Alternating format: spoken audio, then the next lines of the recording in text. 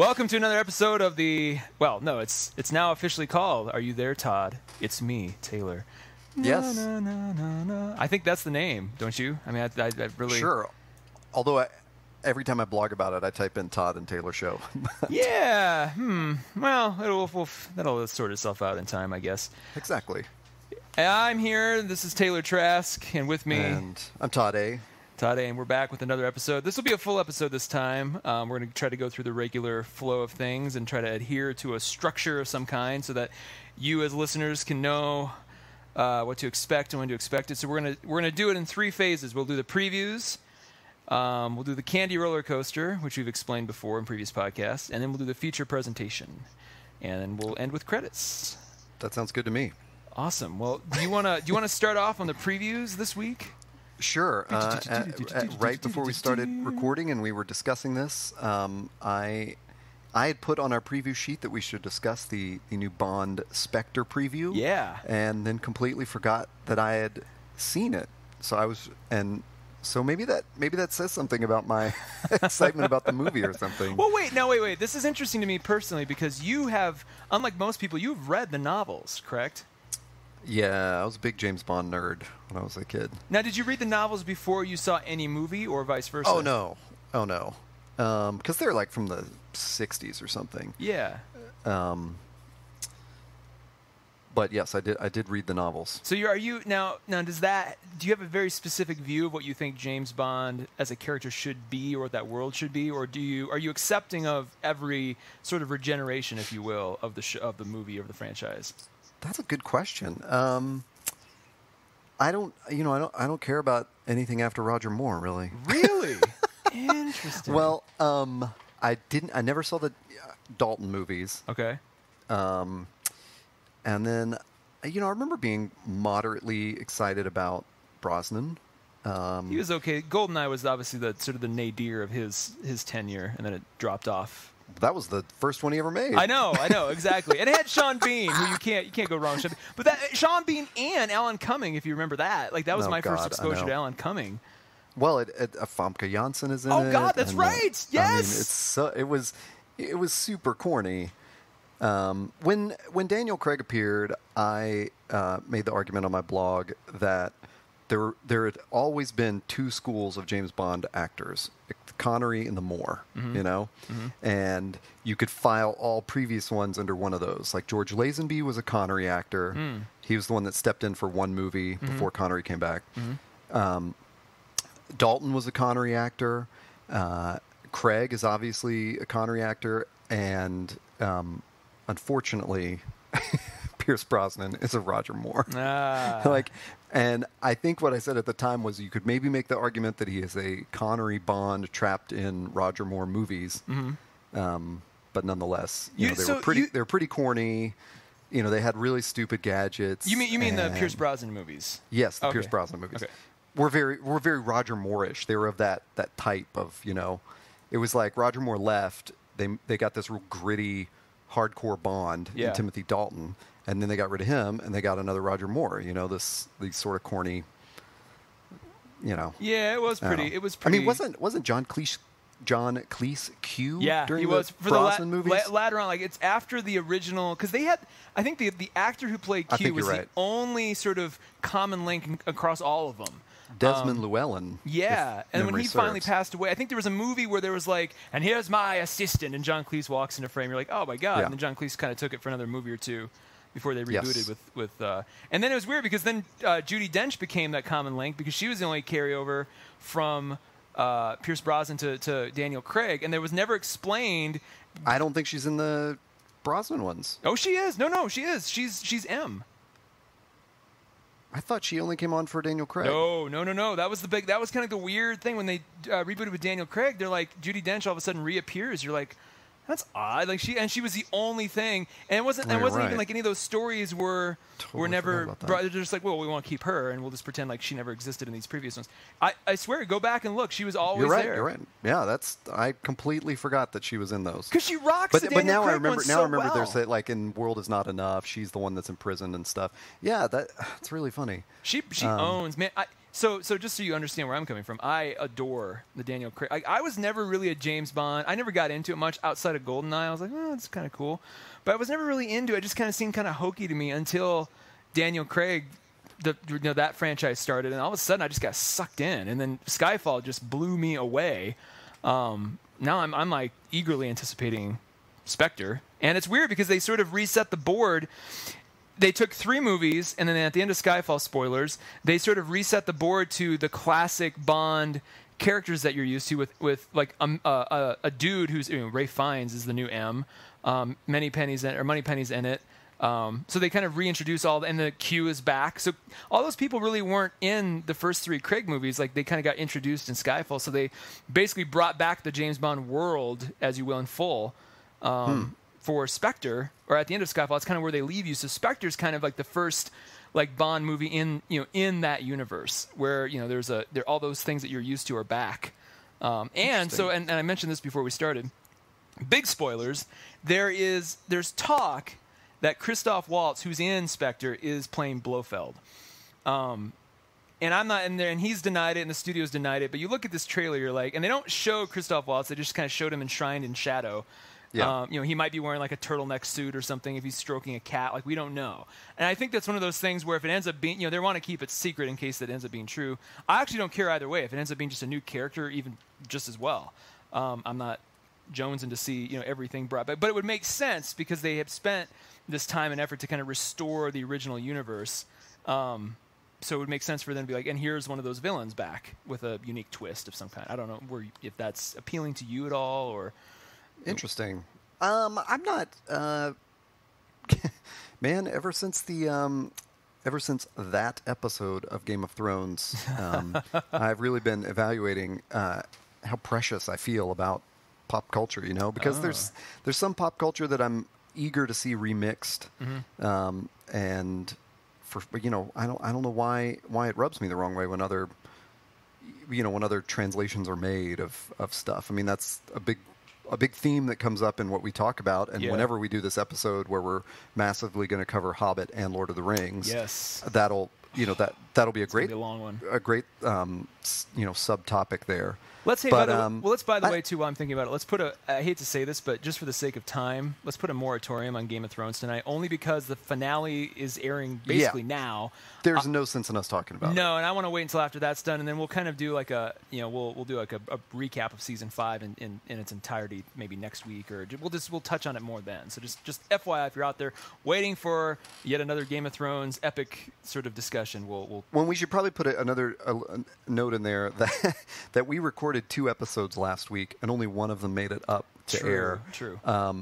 So we may have to, like Marvel, reevaluate our naming convention because we thought we would have episode 1.5 and then episode 2 up right after each other, and episode 2 had some technical difficulties, so we're recording episode 3 right now, but episode 2 is still in the hopper, and it has tons of Game of Thrones talk on it. That's true. That's one of the reasons, and it's my fault that's not up because I've been wasting my time editing it. But we'll cover a lot there, and we'll cover a lot more maybe in next week's episode too. Well, so this Bond Spectre trailer. Yeah. Sorry to loop us back to that. Yeah. I mean, I like you. It kind of does excite me. And you pinpointed. I hadn't thought of that, but maybe it is because of that. Maybe it's given us that old Bond feel of the one bad guy, because that's probably if there's a shortcoming to the other Craig movies, it's that I have no idea who the bad guy is. Yeah, but Skyfall you do. I mean... I never saw it. You never saw Skyfall? Oh, my God, dude. I know. Oh, you need to give that one a chance. I was not a fan of that second one under the Craig series. I mean, it was okay, but it wasn't great. Yeah. Skyfall more than makes up for that. It is... I heard it was amazing. I didn't boycott it on any good reason. I just never got a chance to see it. Still free on Netflix, if I'm not mistaken. You can grab it anytime. It's so good. And Javier Bardem is the main villain, and oh god, and that's like kind of the first true. I mean, I guess in Casino Royale there's Le Chiffre. he's he's like, but he's not. Yeah. And he's kind of a classic bad guy. But Javier Bardem is the classic bad, Bond villain that you're sort of expecting to see. And I think casting Christoph Waltz sort of signals officially they're back in that. Because, I mean, you get him, especially in the trailer, too. He's sitting, in shadow with all his henchmen around him. Yeah. It's almost like a Dr. Evil moment where he's going to be, illuminated by light, at some point and, turn around in his chair or something. And he doesn't even try. I totally expected that at the end of it. Like, the spotlight would hit him and he, and he would say, "Hello, Mr. Bond." Yeah, yeah.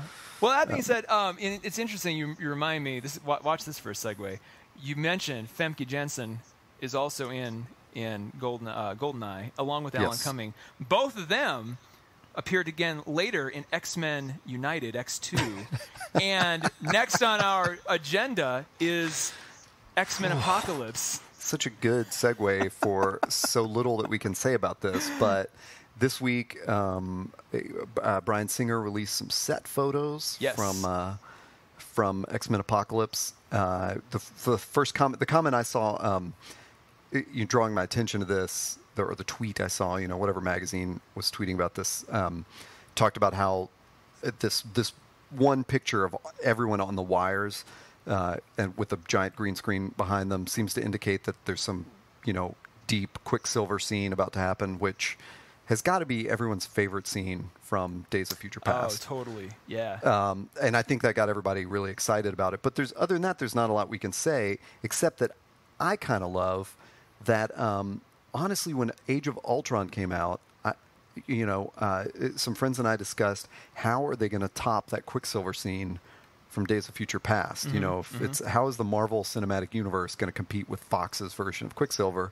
And they just killed him. Yeah. So, yeah. It's kind of like, I feel like they just sort of laid down their arms right there. Yeah, like we're just not even. And that Quicksilver was okay, but Days of Future Past really just nailed that character. Oh my God, it was such a good scene. Oh man. So I'm sure we're all excited that there's this teases us with more. Well, Fox even too was like they didn't come out, they didn't make a huge deal of it, but there was a hint that Magneto was his father as well, and I'm curious if they play with that more. He definitely is. Yeah. Comics. Yeah. In the comics, clearly. So, yeah. But I mean, the movie, it was even kind of like they acknowledged. They didn't say like I'm your father, but there was definitely like that moment when he was breaking him out, where and then he's like, my mom used to date a guy who could move metal, or some such line. So that was kind of cool. Yeah, I love that. I'm a huge fan, by the way. So long story short, I adored. X-Men 1 was kind of like the first. You could say Blade really was kicked off the beginning of comic book movies as we know them, with that sort of tone. But I like to point to X-Men 1 as sort of like the big moment where it was like, holy crap, this is what this ensemble cast of amazing actors like doing these things like that. This is the vision. And then X2 remains one of my favorite movies of all time, but probably my favorite superhero movie of all time because it was so well done, just start to finish. I thought so too. Just amazing. And I agree with you totally. I think the X-Men movies, really kickstarted the modern generation of superhero movies. Yeah, and then you get Bryan Singer back in the saddle, and like it was great because Days of Future Past existed both to kind of retcon. The storylines, but also basically into the public, basically pretend as though X3 never even happened, which was a dreadful movie. Oh, and it's like and I went into that thing going, Bryan Singer, you have a lot to have to fix because it's his fault that X3 happened because he left X-Men to go do Superman. Which say what you will about that. So the fact that he's back in the saddle and a lot of people rag on Days of Future Past. I loved it. I thought it was. Exactly I haven't heard anyone rag. The only ragging I heard about Days of Future Past was on me because I did not see it in the theater, and I got it like as soon as it was on Google Play or something, and it was I was so excited through the whole movie, like they're fixing everying. Yeah, it's so cool. And what really nailed me, and I actually went into the theater with one prerequisite. I'm like. I knew it had to do all these things, but I'm like, at the very least, if I can just hear John Ottman, and I didn't even know who did the score or anything, if I can just hear John Ottman again, because he did the score for, I think, definitely did X2. For First Class? No, he didn't do First Class, I don't believe. Okay. Maybe I'm wrong. No, I don't know, that was somebody else. He did X2, and X2 is where you got that classic, that dun, da, da, da, da, that sort of that theme, the X-Men theme. So I'm like, all I want is that. If I can just get that, and then right away in the credits, you hear like Patrick Stewart like narrating just like he did in the original Bryan Singer movies. Yeah. And then all of a sudden it cuts, and you hear this kind of like this music start to build, and then with just at the last second, dun dun dun dun dun dun, and that kicks in. I got chills. I got chills now even thinking about it too. But I'm just like, yeah, because here's a fast fact for you. John Ottman, who did the score, also edited Days of Future Past. So he pulled double duty on that one. Oh yeah. I heard an interview with him talking about that. That was such a weird factoid. But it makes sense too, because from a music perspective, like you know what your edits are going to be, and usually the editing is done either before or at least ahead of, in tandem with the composition. So like he could really fine tune how that music layers in, and you can kind of sense it. It really hits the right emotional bones for me. Anyway, I'm excited about Apocalypse. I think there's going to be in the 80s. A lot of that cast is, the main cast is moving forward. It's no word yet on if Hugh Jackman's back or not. Actually, at this juncture, I really don't care if he makes an appearance. Awesome. If not, it's just going to be fine. Just the same. Yeah, I would love to just dreamcast a new Wolverine because I want a short dude this time. I don't know, man, but he's been in it for so long. Think about how many kids grew up with Hugh Jackman as Wolverine. I think if you go short, even though it's truer to the comics, a lot of people might be like, short Wolverine. It may be weird to them all of a sudden, Oh, it would be so cool. But I just want to do that to just sort of dream up who it could be, Yeah. Jack Black. Oh, God. Shoot him with, like, the Hobbit cameras and make him, like, a little bit tinier. Jack Black as hairy. Wolverine. That's almost like a great SNL sketch waiting to happen when it happens. Speaking of different characters, though, next on our list, or rather dream casting, you wanted to talk about female Ghostbusters. Yeah, I didn't really have anything to say about female Ghostbusters except on Friday. I don't have any news about it, except that I was curious because of some stuff I read on Friday. What your feelings were about it? Well, I think so two things. I like the original Ghostbusters just fine. I think it's weird they're trying to do a shared universe off of that franchise. I think Dan Aykroyd must have wished really hard. And with Bill Murray just being like, and I actually respect Bill Murray a lot for being like, I don't want to be in it unless, like you kill me off, or I'll be dead, I'll be a ghost. They're like, we don't want you to be a ghost. We want you to be in it. Like, I don't want to be in it if that's the case. I kind of respect him just knowing kind of what the limitations might be. But the cast they've announced for the female side, at least, because there's going to be another male Ghostbusters movie as well, right? Which seems like such a weird idea. Yeah, and I'm like, the female one is fine. You don't need to like do a male one too. Like, and the cast they announced is great. But what really kind of got me interested was last week they announced not Chris Evans. Hemsworth is going to be playing Thor himself is going to be playing the Janine role. Yes. Which as soon as I heard that, I'm like, oh, genius. I love that. It's going to be amazing. And honestly, if it weren't him, it would have to be Chris Pratt, right? Yeah, ooh, that would be fun. That's almost too on the nose. I like the fact that you get Chris Hemsworth to kind of be, especially, and someone made this point too, because I think the original assumption is, he'll be like the pretty boy they hire that's sort of a doofus. I'm like, no. Make him exactly like Janine, where he's got like glasses and he dresses nerdy and he's kind of like, make him play completely against type. And I think they'll have gold. Especially you throw Melissa McCarthy in scenes against him where she's basically like, coming on to him or something. That could be. I'm actually kind of excited. And then once I saw that, I'm like, this could work. This could work. Well, what I read on Friday was a friend that I follow on Twitter. She was having some Twitter fight, or not. I guess it wasn't really a Twitter fight, but it was with. She was having a text argument with another friend of hers, and she tweeted about this argument where he was basically defending that this dumb idea that like they were, they're ruining this franchise or something by making an all-female Ghostbusters, and I'm just so stumped by that opinion. Like, no, they just made a different movie. I mean, I don't understand that at all. What's there to ruin is my question. Like, I mean, and I don't know if I have a weird opinion on it because every time over the past 10 years or whatever, when they've been discussing Ghostbusters 3, I feel like I'm the only person in the universe who's going, please don't make a Ghostbusters 3 with the original cast. I agree. Like, I was rooting against it the whole time. Yeah, I'm glad to hear that because, I kept hearing people sort of dog on Murray for not wanting to do it. And I was like, he's the only sane person right now. Like this, he recognizes like how ridiculous it would be for 3 65-year-old Ghostbusters to be running around with these, giant backpacks on or whatever. You get Dan Aykroyd, who's, let's face it, the dude is fat and out of shape and just not, he's not the Dan Aykroyd. The Dan Aykroyd of the 80s had sort of a sly kind of, there was something about his humor that wasn't so on the nose or so forced.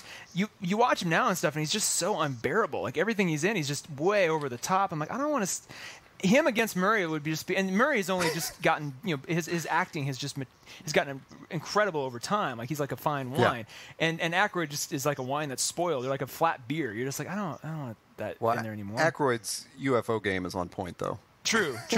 Yes, let's not discount that. And his weird crystal skull like whiskey or tequila that he sells. Like, that's fine. Oh, that's right. I just don't want to see him in. And he's probably going to have a cameo of some kind. Actually, strange enough, the one who I want to see the one guy I would want to see have a cameo is Rick Moranis, because we haven't seen anything from him in forever. Good point. Yeah. Him stopping in at least, because he actually, as far as I know. After Honey, I Shrunk the Kids, there was like another movie he did. He just kind of retired altogether. He's like, I don't want anything. Really? Just disappeared off the face of the earth. And it'd be really cool in this movie just to see him make, at the very end, and some kind of weird thing, like he just pops up, and that would be such an awesome Easter egg, for those of us who remember him and you grew up in the 80s and 90s with him. Yeah, that would be cool. Well, that's good to hear. I'm just. I think it's such a weird topic. Like I have no passion one way or another. I think it's a great idea to make a female cast and why not? To refresh it, and especially to make a break, because it's kind of like if they had cast this with 3 other dudes and and then what are they like? Oh my God, are they making the animated series? Is it Venkman Jr.? No. Like if you want to start it over, just start it over. And this sounds like Paul Feig's idea to do an all female cast and have kind of a Thor. Yeah. Well, and it's the right cast. Like, you think about it. It's Kristen Wiig, Melissa McCarthy, Kate McKinnon, who that was genius, and then the newer African American gal from SNL. She's the older one too, not the younger one, like the older one they brought in. Like she's like in her late 40s, which is even cooler. So it's like a woman of color who is older, given that 4th slot. So it's going to be a really cool mix. And it's just like, again, you get Chris Hemsworth in there. And if you get the right, I don't know how much control Aykroyd has over the script. Some of the things I've seen from his previous attempts weren't very impressive. So as long as he's, a executive producer at most, I think we'll be fine. That's what I'm seeing. I just Googled it to find out all these credits. Because I believe it's Leslie Jones. Leslie Jones. I apologize for not. Okay. Leslie Jones, if you're listening, I very much apologize. You're awesome, and your name will be known soon after this comes out. No one shall ever forget you.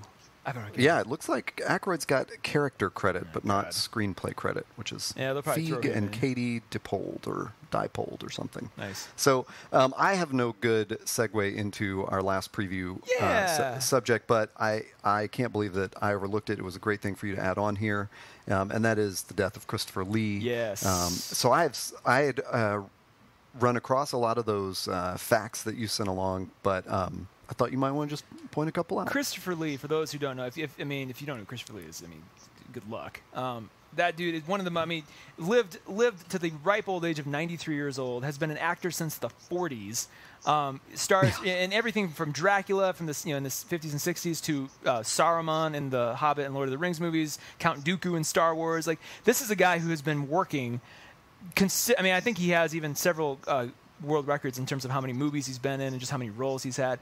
But there's a link, and we'll put it in the show notes, or we'll put it in the notes of this episode if you're listening on SoundCloud. IO9 did this 22 incredible facts about the life of Christopher Lee, and it's amazing. It gets into his whole work in essentially the British Secret Service, fighting the Nazis, working in these undercover missions, all before he was 25 years old. And I love it in the thing, in the recap of this.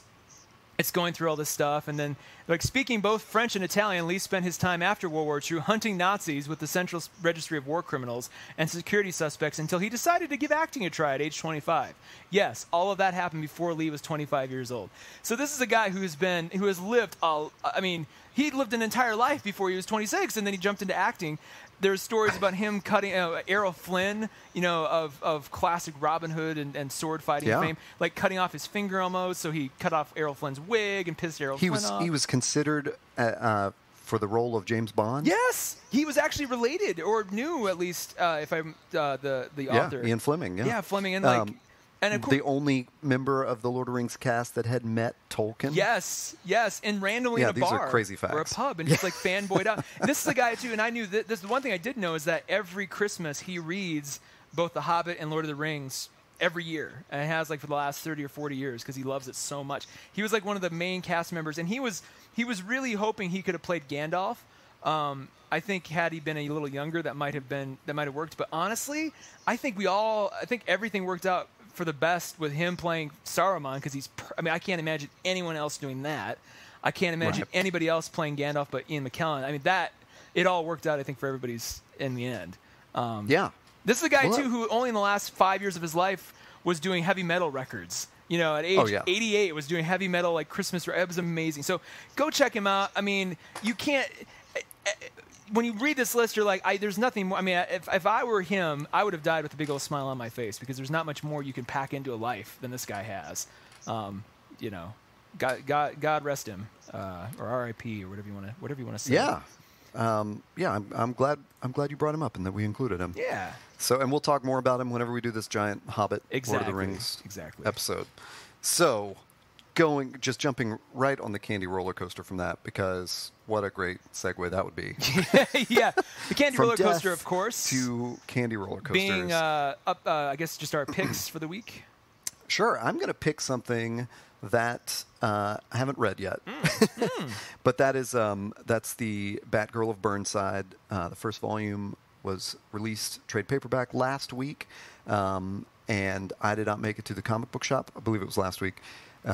And I, thought when I was at home, and I thought, you know what, I'll grab this on Kindle and I'll watch it in that guided view that we talked about, how I read Thor, and it is not available it publishes on Kindle a week later, so I pre-ordered it.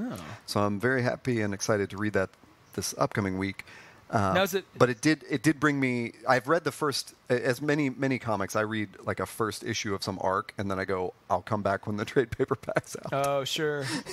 So it's I love this artist Babs Tarr that's on it, and Cameron Stewart is writing it. I believe that's right. I hope I'm right. And she's great, and I had run across her only a few months before she started doing the art for Batgirl, because she had done a poster of Daenerys Targaryen that I thought was so cool. I used in one of my posts about Game of Thrones, a year ago or whatever, and then just saw that name pop up when they, changed creative teams for Batgirl, and I was like, oh crap, I already like her work, and never got a chance to get her to sign anything at WonderCon in April because the line to her booth was like wrapped around the aisle every time she was there. So people are excited about Batgirl of Burnside, and I liked the first issue. I thought it was maybe a little it's probably, I'm not the target audience. Can I break in real quick though and ask a really stupid question? Is this Batgirl as in Batman and Gotham and all that, or is this a different? Yes. It is, okay. Yes, it's Barbara Gordon. They're sort of retelling the story again. They're not really retelling it. They've just recast it in a way. So she lives in Burnside, which is basically like hipster Brooklyn of Gotham, and it's very digitally savvy. And they have different names for all these social networks, but they're on Instagram and Twitter and stuff like that. And so it's sort of Batgirl, college age, dealing with those real mechanical problems of modern day life as she goes about her Batgirling, which is always like a cool thing to me. And it's her Batgirling. Yeah, it's I love the Batgirl character. One of my favorite books is Batgirl Year One, and I don't even know the artist and writer on that, but I love the art and I love the story and I love that retelling of the origin of Batgirl. And it got a little messy in the pre-New 52 years, but I was a huge fan of the Stephanie Brown Batgirl. Not so much Cassandra Cain. I just wasn't following her then. I know there's probably a lot that you don't know, but there have been many Batgirls. Oh, okay, different characters. Because you're not talking about artists or writers. You're talking about like actual Right. characters in the universe taking on the mantle or the cowl. Yes, because in continuity, Barbara Gordon, the original Batgirl, was shot in the spine by the Joker. Killing Joke. Yes, in that Alan Moore Killing Joke, but they left that in continuity, so she was paralyzed and took on the role of the Oracle. Yes. And I love, I love that role. And one of the reasons I hated the New 52 reboot was it was like, do we need more Barbara Gordon Batgirl stories? Yeah. Why are we doing this? Because she was so great as Oracle, and especially at that moment in time with the Birds of Prey and like all this other stuff that was going on right before the New 52 reboot. I just hated the shit out of that reboot because of that, and many other reasons. And like I've mentioned before, all the DC books that I was reading got totally destroyed in that reboot. So they totally lost me at that time, and I haven't been a real regular reader since then. But excited about Batgirl Burnside. I did pre-order it. I get it on Tuesday, delivered to my Kindle, Nice. which seems stupid because in any of those 6 days, I could have gone to a comic book store and actually just bought it. What a weird thing, though, like for them to be. Usually, it's the opposite. The opposite of that. I know with Injustice: Gods Among Us, like usually it's Kindle first, and then it will appear in the books in the stores a day or two or a week later. Well, it probably came out for the DC reader or whatever. But the other reason I wanted to bring it up tonight is it gives me such a great opening to mention that quote that we'll also put in the show notes, which is from Christopher Bird, and this was on Quotes on Comics, where he said, "Comics seem determined to make every single mistake the music industry did en route to finding a model for internet distribution." And to me, that just nails it. I mean, why? Several months ago, I'd cited or tweeted or blogged about someone making this other similar complaint about digital comics and saying, why am I paying more for this digital exclusive? Can you tell me what the digital exclusive is? Maybe I don't want it. Yeah. And comics are just screwing that up. We don't need a separate platform for every. There doesn't need to be a Marvel reader and a DC reader and a Comixology and a CBRs. It's just like, what a mess. Yeah. And if you're gonna do those things, then put them all out on the same day. Yeah. Well, this is why, basically, as I've gotten into digital comics, I made the conscious choice. I kind of looked around the landscape and was just like, ew. And then I was just like, well, I've got all my other books in Kindle form. I'll just stick with that because I'll at least know, no matter what, it's accessible on all my devices in the same way that my Kindle books are, and it'll just be in one spot. And someone's like, oh no, Comixology's better. I'm like, yeah, or Comixology's better. I'm like, yeah, but they could go away tomorrow. They could be bought by DC and shut. Who knows? At least I know Amazon's around for a while. Yeah. So well, and I agree, and I hate when there's just like because I never bowed before the altar of iTunes. Like I've somehow avoided iTunes forever, and so I hate when there's one superpower that you have to pay attention to, and it would suck if the only place to get your comic books was Kindle.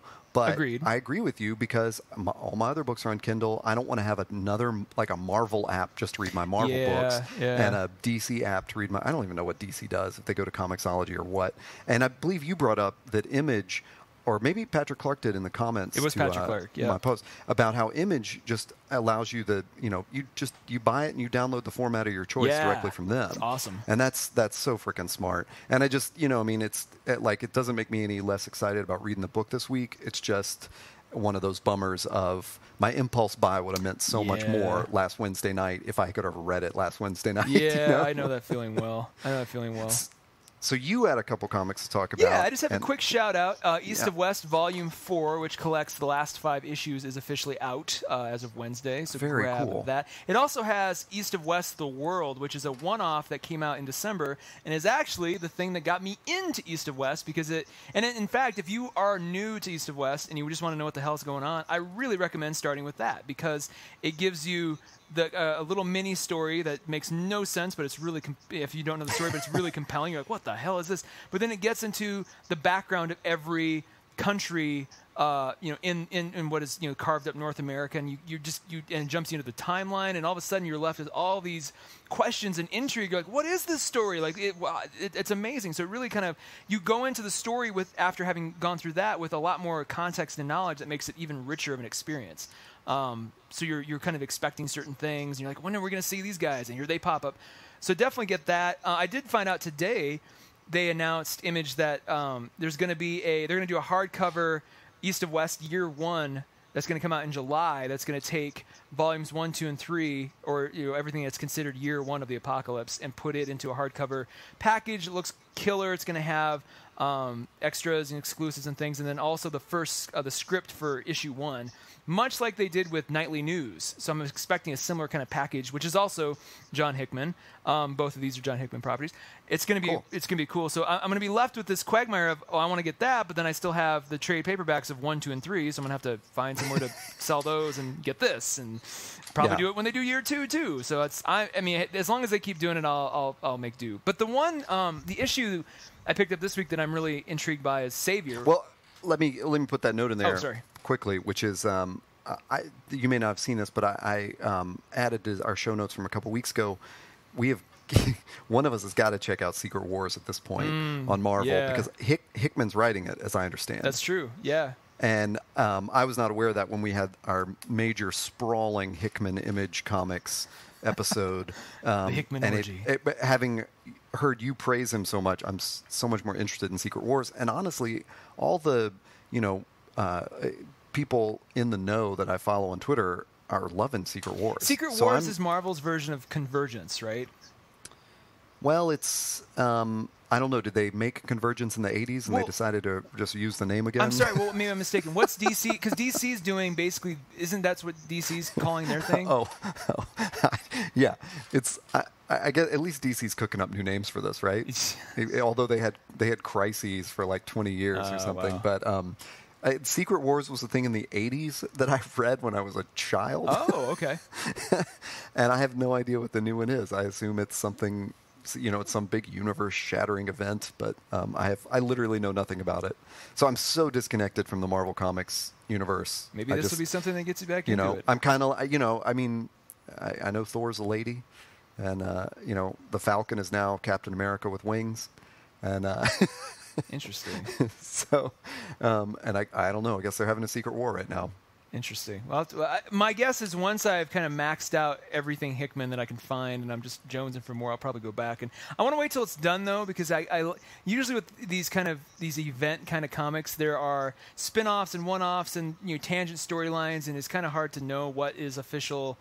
What's the official core story and what's sort of a side thing. So I kind of like waiting until it's over, and then I can kind of go online and be like, what's the thread that I need to look for in the book? These issues or these TPs, and I can just go through it and find out. Totally agree. That's exactly how I feel. And like right now, I think the only collected edition is like a preview for Secret Wars, and I'm just, it's I'm just not. I'm not going to dip my toe in that until I know, I can read it all. Well, I learned that lesson because I really got interested in the Green Lantern's Darkest Night incident or series that happened, which is not my cup of tea art-wise, but the story was so... I got sucked into that Green Lantern world all of a sudden, but there was all these tangent, meanwhile kinds of things. I'm like, I don't have time for all that. I just want to know the core thing. There was a lot of helpful guides. They're like, this is how you understand the Darkest Night event. Anyway, the other big pick of this week is, if you haven't been reading Savior yet, which I've talked about before, another Image release, definitely pick it up. Issue 3 came out and is just incredible. This thing is... the art is incredible. The pacing, the storyline, everything. It's literally a storyboard for an amazing TV series, and it's being kind of dripped out in this amazing fashion. They're building this world. The way they mess with flashbacks and things. I really want to almost read it in the Kindle sort of highlighted format, because I think it would flow even better, even though the physical magazine is just as good. But God, it's amazing. This is only number 3. They've written up to 8 so far, and this apparently they're going to keep it going for a while. The thing that I love about it though is it's very much. I'll bring this up probably more times than I need to, but have you ever seen the show Carnival that aired back? I have not, and you mentioned it in our last episode, and I looked it up and was intrigued. So one of our mutual friends, Drew Huddleston, turned me onto that show, and I became an instant fan. Savior, I have this feeling that the guy like Todd McFarlane, who's the main creator, of Spawn fame, Todd McFarlane, I feel like he must have seen that show, and it's either consciously or subconsciously trickling through. It's not exactly the same, but there's little hints here and there. I'm like, oh man, this feels like kind of a nod to Carnival in a weird way, and that makes it more exciting to me too. So great series. I don't even want to give away too much. You just almost have to delve into it. The only thing I'll say is there's a plane crash. A man mysteriously exits this field of corn naked, carrying this girl who he brought back to life. He doesn't know who he is. He's called a hero, and all this stuff. And there's other twists and turns already that are just like mind blowing. So pick it up. Saviors 1, 2, and 3. I'm sure it'll be a coveted TP when that finally gets to that point. I'll probably grab that and have these issues to spare. So definitely great. Awesome. Definitely jump into it. I don't know if when you talked about it earlier, if that made it to the podcast or not. True. That was the week that our podcast was eaten by this weird bug. That's right. And we only got about half of our comic Joffrey conversation. axed the episode. Yeah, that was the big Image orgy episode where we just rightfully just went on and on. Which I brought it up then. But then I think Patrick, our friend who is listening and buying these comics that we recommend, I believe he brought it up, and that's why I looped in McFarlane on that tweet. That's right. And so, that's very cool. So, look forward to seeing what Patrick thinks of issue 3. Go grab it. Let us know. Tweet us. Let us know. But let's jump into our featured presentation. Yeah. We're working on the sound effects. We're gonna have something pretty killer soon. Yeah. We're gonna have the legit candy roller coaster effect, and then some kind of explosions or something to get us to the featured presentation. So we both saw huge summer movies this weekend, and they were different ones. Yes, which is awesome. I don't know which of us should start. I'm gonna say because I think we probably have as many questions for the other. Yeah. Well, let's do this because, and I'll try to keep mine fairly short, only because mine was a movie that was released a while ago that I just finally caught up on. Good idea. Let's do that first because then we can end with the newest thing. On Friday afternoon, I had gotten most of my work done. I'm like, you know what? Screw this. I need to see Mad Max Fury Road. Finally, everybody I know has been like, you looking at me like you haven't seen it yet. And I'm like, no, I just kind of thought I heard such great things about it. I'm sure it's amazing. But someone's like, they're like, are you just going to rent it? I'm like, yeah, that was the plan. Like, don't. You're going to kick yourself if you don't see it. So I'm like, all right, fine. Went to the theater. There was a theater right next to, near my office. Went in. And from the beginning, everything that everybody had been saying about it instantly started ringing true. The cinematography, gorgeous. And going in knowing that most of, if not all of the sort of practical effects or the stunts and all of that was all practical and was all real. Very little CGI. Obviously things like a big giant 5 mile high desert windstorm is CGI, but all the stunts you see on the cars, with the exception of a very few things, all practical. There are people that actually there's dudes on bungee poles mounted on motorcycles dipping down back and forth 100 feet up in the air onto semi trucks moving at 40 miles an hour. All that was real. So that just knowing that, my mind was constantly like, how the hell did they do that? How the hell did they do that? And from the very beginning, and this is important to note because it's about a 2-hour movie. From the very beginning, it starts with Max standing on kind of like this vista overlooking the wasteland, and the camera pulls back. And as soon as he jumps in his car and tears out of there, this movie does not stop. It does not stop. It is relentless, and it just keeps going.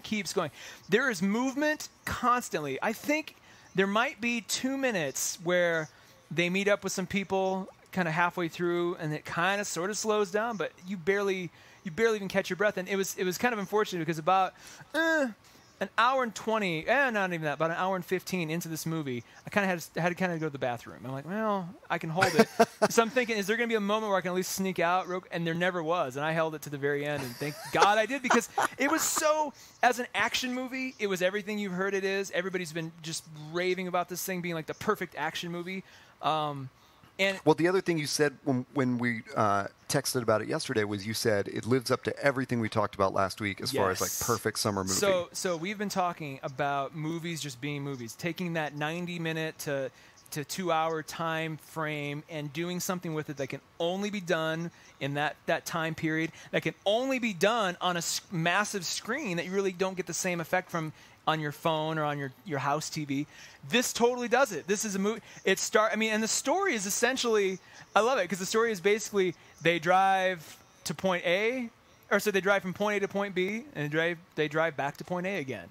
That's literally the story, and they get a little bit into some character depth here and there, but it's basically about what's going on in this moment right now, and what's going on in this moment right now, and you kind of glean backstory here and there, but they don't.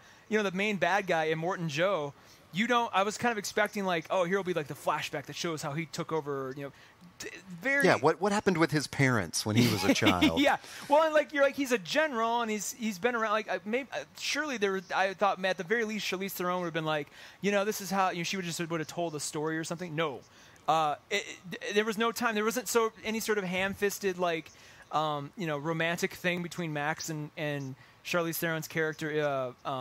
Furiosa, because there just wasn't, and then I loved it too. I was listening to an interview with George Miller, the director, afterwards, and someone asked him that question, why didn't the studio want you to do a love story? But he's like, there was no time. He's like, they were trying to escape death and danger. They were, how do you fall in love with someone doing that kind of a thing?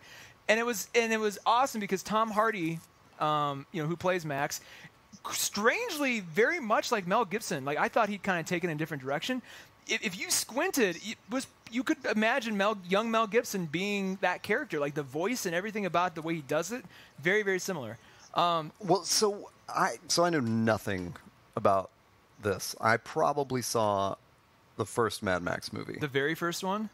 Yeah. Okay. Which and then even then I don't even remember it. I just remember there was a lot of dust. Yeah. But is it the same director throughout? Yes, same guy who started. Okay, so he's done all four. Yep. Okay. Okay. So were you a Mad Max fan? No, not really. I mean, I sort of dug because it just came up of what we had talked about, where people had recommended this movie. And everybody's been recommending this movie. Yeah. Well, and truth be told, a lot of people hate on Beyond Thunderdome. I actually.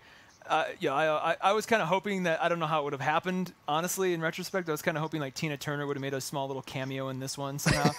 Just because I was how awesome is it to have Tina Turner walking around with and that you watch that movie now and you're kind of it's kind of a shitty movie, but whatever.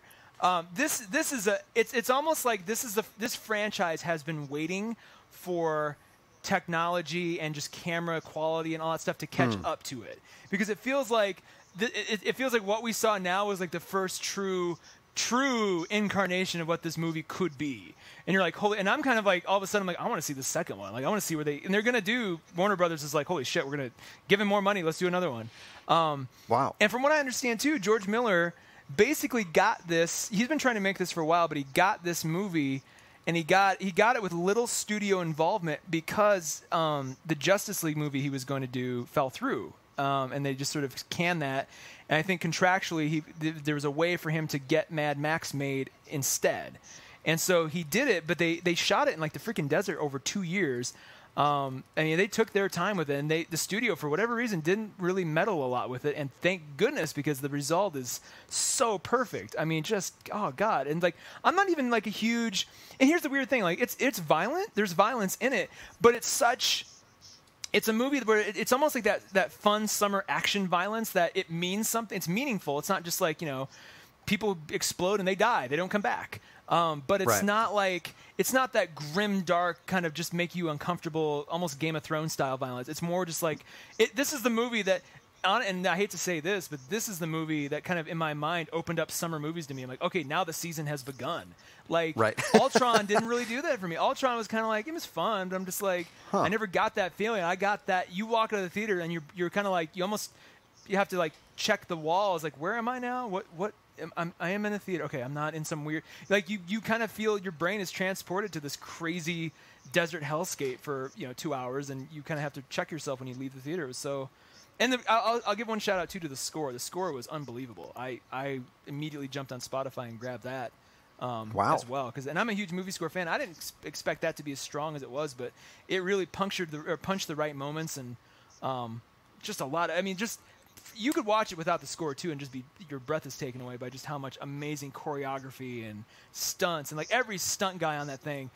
I mean, the Oscars should just dedicate an entire hour to just saluting every stunt person on Mad Max Fury Road, because it was unbelievable. So go ahead. Oh no, can finish that thought. I would just say I can't say. I mean, everything you've heard, anytime it's all true.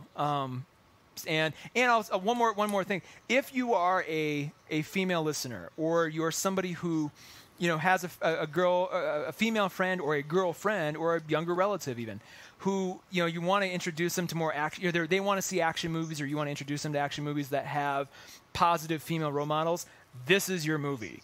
This is basically, the most feminist girl power movie you're ever going to see.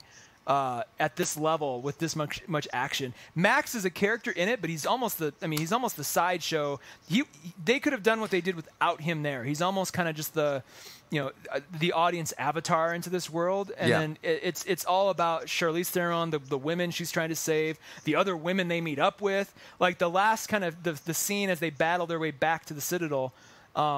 It's basically Max and all these women of different ages. I mean, there's like these old women they meet up with that are just kick-ass and firing bows and arrows and guns, and just like it's amazing. And it's like it's not weird at all. And it's just, if anything, it's refreshing to finally be like, oh my God, the women are finally rocking it, and they're being allowed to rock it, I guess, in story form.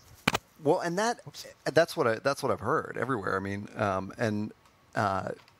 As interesting as that was to me, I still kind of asked myself, like, why do I care? Why are they adding to this franchise or something? And you may have just answered it there, which is maybe the best way to add to the franchise was, not to focus on Max. Yeah. And that kind of makes sense to me, because at least what I remember of it, it was like, why am I supposed to care about this guy? Yeah. So maybe, I mean, it does sound like from your enthusiasm and your description of it that you care because you care about the women in the story, not Let me say Max. this too. This is another thought that kind of occurred to me as I left, and it's apropos that I saw this, relatively. I saw Kingsman back in April, and I was a late comer to that one too. About 2 months later. Both of these movies, I walked away with pretty much the same feeling of there are stories, whether they be TV shows or movies or books, that you walk in, and within about 5 to 10 minutes of consuming that story, your brain kind of clicks and goes, oh, I know what this is going to be. And that not necessarily is a bad thing. It could be expertly done. It could be what you're looking for. Like, I just want a movie that I know what it is, or I want a story that I know what it's going to be. And you kind of feel like it's adhering to that. Every story is always the same 7 stories. There's nothing new. Then every once in a while, you go into something, and within 5 to 10 minutes, you feel like this is something that is of the creative flame. It is its own thing. You cannot predict it. You can't put a box around it. It is going to. You feel like the more you watch it or consume it, the closer to that like sheer chaotic creative fire you get, and it's kind of exciting and exhilarating, and your brain doesn't know quite how to handle it. And I got that very much with Kingsman, where I'm just like, what the. Yeah. This is exactly like that. It's just like you don't know. I mean, again, the story is they go here, they go back again. But along the way, you're just like, what's going to happen now? Like, they throw so much at you, and it's just so. I honestly feel too like Kevin Smith's Red State is another one of those movies where you're just like, I don't know where this is going to go, and that could be it could make for a bad movie or a good movie, but it's just there's something really compelling about just enjoying that artistic endeavor. Where it's just that's what it's going to be. Yeah. And back to what we were talking about last week, like, I mean, I'd rather see 30 movies like that from a studio than 4 really careful tent poles. Yeah. When 2 of those are going to suck. Yeah. Or worse, what always happens is that some element of it kind of sucks, and it's hard to just be excited about the whole thing because they've had to water down something because it's a tentpole movie, and they gotta make sure that the maximum number of people see it. Yep. So you're describing like an auteur-driven movie. Yes. It's, and that's what I liked about Ex Machina, and that's what we've liked about every movie we like, really. Yep.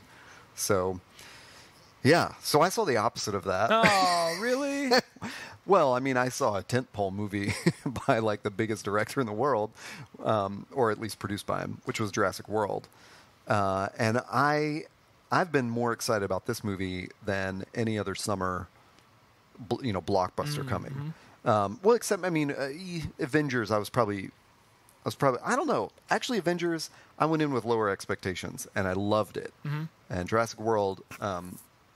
I loved it, but I definitely went in with high expectations. Fortunately, those expectations were just to see big dinosaurs eating people, and so totally fulfilled. Nice. Good. But definitely not the auteur movie. But it was never going to be that. You knew that going into right. it. Oh yeah, and I saw it yesterday, which is Saturday, in the afternoon. So a huge rush had seen it, Thursday premiere night and then Friday night, and so I was trying to avoid any headline, any tweet or anything I saw mentioning Jurassic World. I was like, nope, just give me to later in the afternoon. And unfortunately, right, like literally walking out the door kind of thing, I had pulled up Twitter, and there's this headline from the Daily Beast about how it was sexist and dumb. And so, it's like, just get that out of my head. Don't go in thinking that. And, I would be totally curious to hear from our listeners or readers of my blog, like what they think about that. Because I see the sexist points. I guess Joss Whedon had tweeted something after he saw the preview of Jurassic World and was like, well, this looks like just the stereotypical, sexist garbage that we expect from major studios. Really? And so the Daily Beast was saying, yeah, it's that and more. And I didn't really get that vibe. And there's the Blythe Dallas Howard. Yeah. Is that not to be confused with Jessica Chastain, because apparently they're the same person anymore. Honestly, I don't know who either of these people are. Fair enough. So I saw their tweets going around about proving they were different people, and I was like, well, I didn't even know you were different people to begin with, or in anything. So, but I'll tell you what, if they could get the two of them and Kristen Bell together in red-haired wigs, it would be a great triplet movie. Bryce Dallas Howard is Ron Howard's daughter. You know that, right? Okay. Yes, I did know that. But I don't know what else she's been in. She was Gwen Stacy in the shitty third Spider-Man movie, which is weird. She was the blind chick from the M. Night Shyamalan movie, The Village. She was the blind lead actress character in The Village. Never saw that. It was actually if I had to pick my favorite M. Night Shyamalan movie, that's probably going to be it. That's a whole other discussion. So wait, these ideas of sexism, like she is like the corporate. Go, up the corporate ladder, female who's very cold and inattentive to her nephews who have come to visit her at Jurassic Park. And, so they've got the kids in it have this VIP access, and they, and she's their aunt, and, she's kind of, sends them off with her assistant. And by the end of the movie, without giving too much away, she's gone through some shit. Interesting. So she's had a little change of heart by the end. But we kind of brought it up in our Pacific Rim discussion last week. Like they could have ended Pacific Rim with his emergency vehicle thing surfacing. Yeah. And like the look on her face, and just cut to credits right true. there. Like I didn't care to see the kiss. I thought that was such a cheesy, like a deferential move to an American audience. No. They expects they that. They didn't kiss in Pacific Rim though. They just sort of like did they not? They forehead kissed. Like they just sort of like, and they looked like they were gunning. The kind of camera pans up, and they're just like they kind of like press foreheads together. Like yeah. So they nonetheless. Yeah, okay. just calling out you on the technicality. No. I appreciate that, because that's obviously I remember it wrong, and that's significant. And similarly, like there's kind of a. There's a shot in profile of Chris Pratt and Blythe Dallas Howard, whose character names I'll never remember. It's Owen and Aunt Claire. Okay. That's who it is, Claire.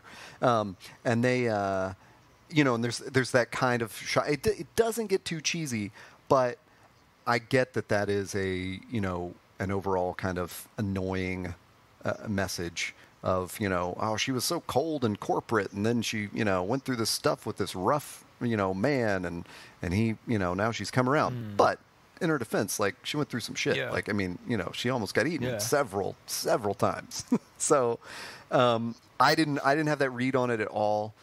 It's a fun summer movie with awesome dinosaurs, eating people and trying to eat other people, and that's what I wanted to see, and it was killer. I'm sorry. Go ahead. Does the CGI hold up, or I think so. You think? Okay. Yeah, I love it. So, what I went to see it with my dad, and we talked about, when we left, he was not as into it as I was, and we both loved the original Jurassic Park. He doesn't care at all for the next two. He can't even remember, distinguish them from each other. And I have mixed feelings on them. Like, there are really good points about both of them. Good parts, I should say. There are good parts about them. Yeah. But overall, they're just not, the movies don't, really hold up. Even though, that said, I've watched them both repeatedly because they've been on AMC or something lately. But the difference is that in that first movie, there was such a great balance. I mean, from the Michael Crichton novel, which had all these ideas in it of the, I mean, obviously, like, the Ian Malcolm character we just love. Like, that guy that says, like, life is chaos and you can't predict it. And, life's going to find a way. I mean, he taught me so many lessons, really. And good old Goldblum. And, balanced with the curiosity of the paleontologists who have been studying this, these creatures that have been extinct. They don't know how they, they're guessing. We think they're like birds, that they make this sound. And all of a sudden they're seeing them living and breathing. There was this, and then Hammond, Dr. Hammond's like just complete hubris that he can control it all. That was such a great balance. I mean, just that scene in the commissary where the ice cream's melting. Ooh, and good point. Ellie, I think her name's Ellie Sadler, and Hammond are talking, and he's talking about the flea circus, and he's like, next time we'll have control, and she's like, you never had like, that is such a quiet moment, a killer scene, and it's such a perfect, like, explanation of, like, the problem here, and we have not had that intellectual problem since that movie. Does it appear in this one? No, because the one thing that intrigues me about this one is this is almost, you can almost say this is the true sequel in that the park has been realized and it's been open. Yeah. And correct me, you tell me if this is my assumption is about, going into this cold, is that the storyline is essentially the park's been open for a while. To John Hammond, John Hammond's like the Walt Disney of the thing. It's been open for a while, and audiences are a little bit. There's a great thing where they don't waste any time with this exposition, but the new owner is introduced, and he just has, like, this line of, like, when I bought the park from Hammond, we agreed, and it's like in one or two sentences he sums up the whole thing, which is we're gonna give this spectacle to people. We want people to be in awe of these creatures and stuff like that. But again, like, he misunderstands. I mean, he's just like Hammond. Well, here's my question. Is it such that the audiences have become a little bit disillusioned and just jaded to it? That's exactly the issue at hand.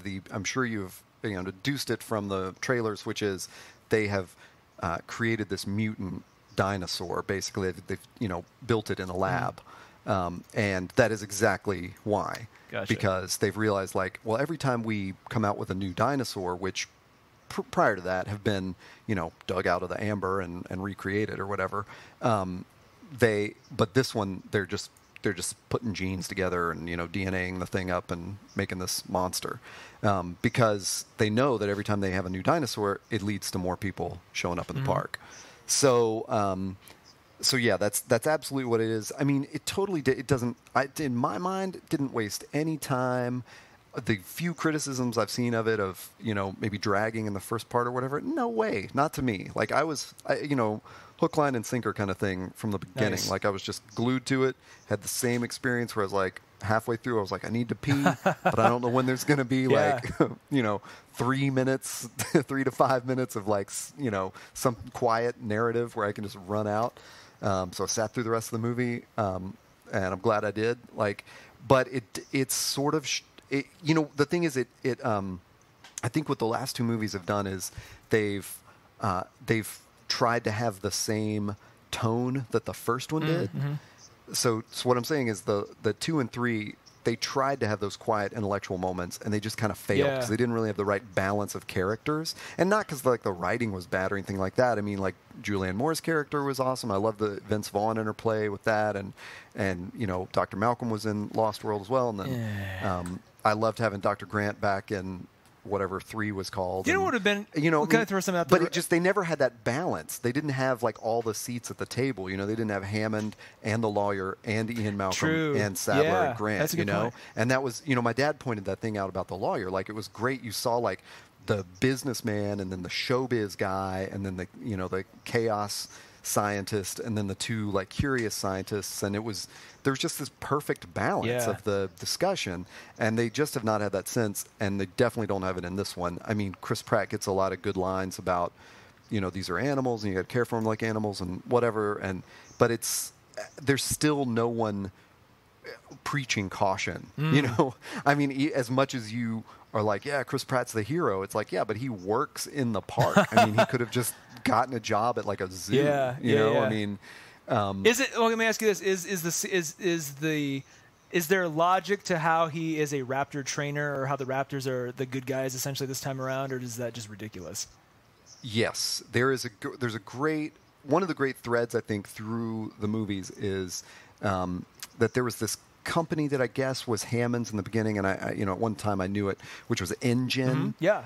And so, you know, there was always like a weird thing of like, you know, there's in the first movie, there's Newman selling the, you know, the DNA samples or whatever to that guy. And I don't know if he's from Engine or what, I don't even remember the whole context, but there's always like this sort of militarized group that's trying to control the dinosaurs. You know, Pete Postlethwaite was like that hunter. I think he might have been the Engine contingent in Lost World. And, God, it's ridiculous that I know all this stuff. And it was probably just gone from number 3. You know, they probably just stumbled across some stuff. But that's definitely a big theme in this. And Vincent D'Onofrio is the Engine representative. Wait, D'Onofrio's in this too? I didn't know that at all. Yup, that is correct. What? The Kingpin. Holy crap! Now what is? Or isn't he the Kingpin? How is he? He must be amazing. I'm guessing. He's, I mean, he's good. I love that guy, and B.D. Wong's in it too. So it's like a little Law and Order reunion there. But but you know, he's the bad guy. Okay. Basically, he's the Engine interests guy. You know, that's.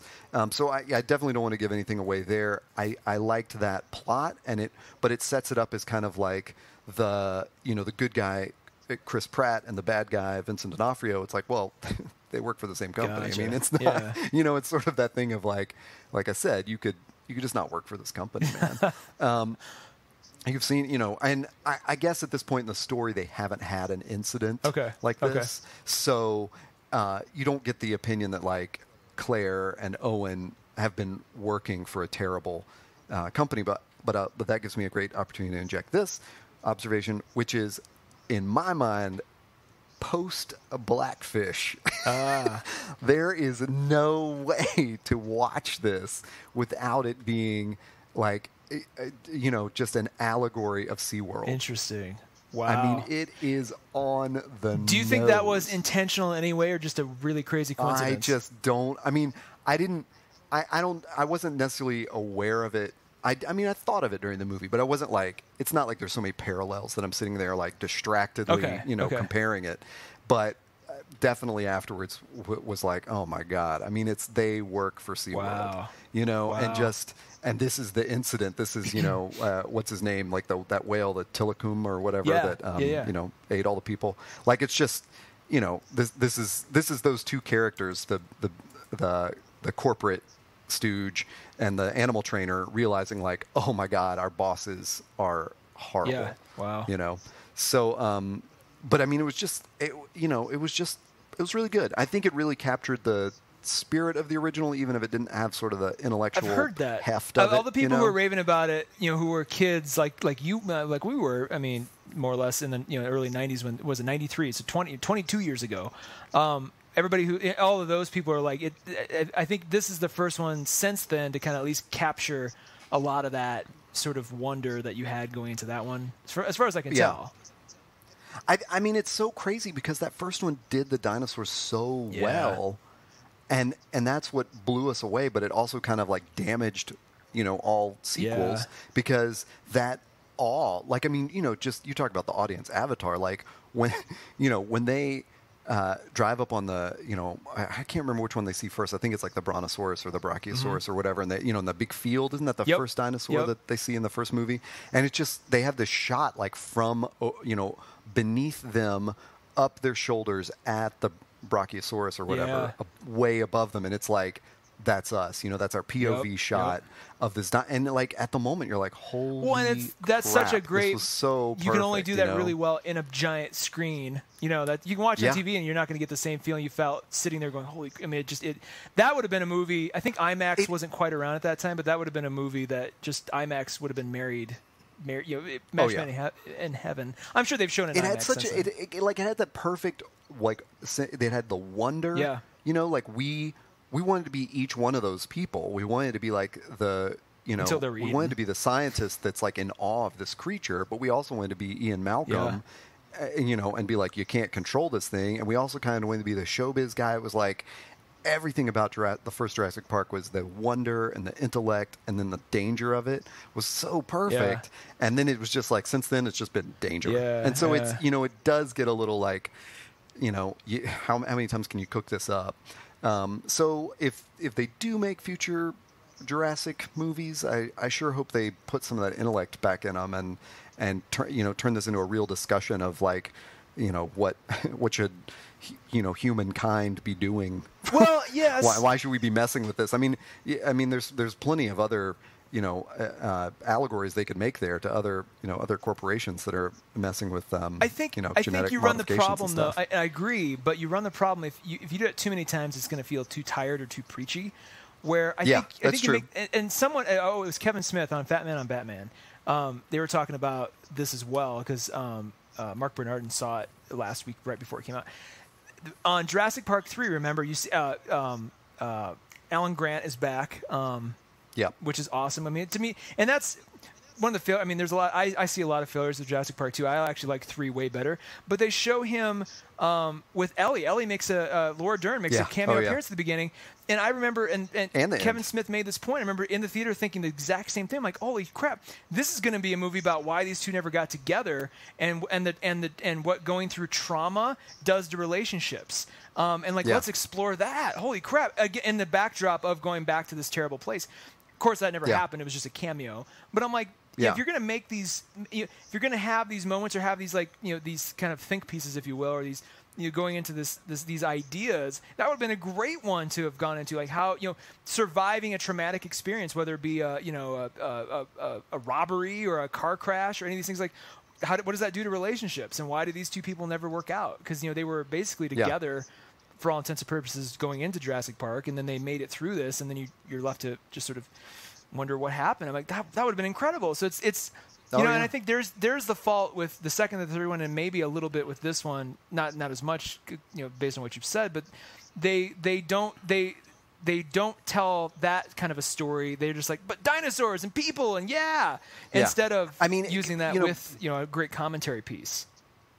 And I get it. Like, you don't want to play any of those themes over and over too much, But when we talk about Pacific Rim last week being like this original idea, Jurassic Park was so original at the time, And I just can't. It's one of those things where I'm like, I hate to say something like this because it's just so stupid, but at least in this moment, I don't know what could come out like that with that I don't know. I hate it when people are like, the past was, we'll never recapture that. Well, clearly not. They say that, and then all of a sudden, like Inception or something comes out, and you're just like, exactly. Or even I'm thinking like, well, actually, maybe I had those same feelings about Ex Machina. It was so current and perfect and everything, but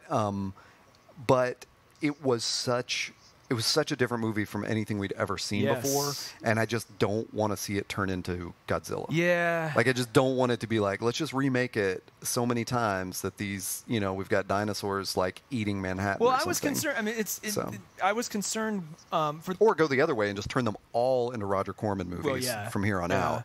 But I got a little bit of that vibe, to be honest with you, when I saw freaking Chris Pratt writing shotgun with raptors on a motorcycle. I'm like, is this where we're going? But then apparently that's a really badass moment, and it's justified. So you say. So it is. Yeah, it's I like that term. I guess the thing is, with I'm being delicate because I don't want to spoil anything, which I liked.